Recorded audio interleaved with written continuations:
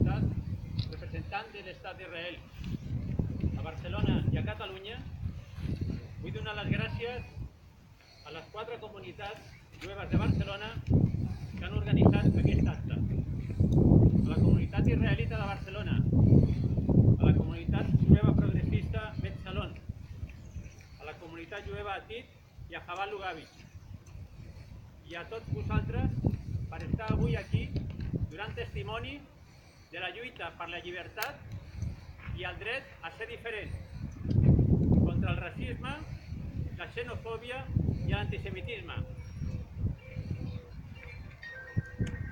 Aquest és un lloc molt especial, al Fossar de la Pedrera. Aquí descansen 4.000 persones que van ser represaliats per la dictadura. Aquí també tenim, en part, els 7.000 jueus que van vindre al nostre país a lluitar per la llibertat, a lluitar per al règim legítim, la república. Aquests jueus, en part, els tenim aquí en un homenatge, a l'homenatge Bodwin, la segona companyia del batalló Palafolls, de les brigades internacionals, dels lluitadors per la llibertat.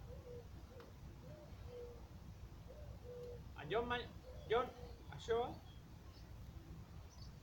és el dia que recordem el genocidi, que recordem la Shoah jueva. 6 milions de persones van ser assassinades, 1,5 milions de nens. Però també tenim que recordar els republicans espanyols, al camp de Mauthausen, els gais i lesbianes, als camps de Bergen-Belsen i Ravensbrück, el col·lectiu de disminuïts físics i psíquics a Buchenwald, a Dachau, i el poble romaní i el poble gitano al camp de Treblinka.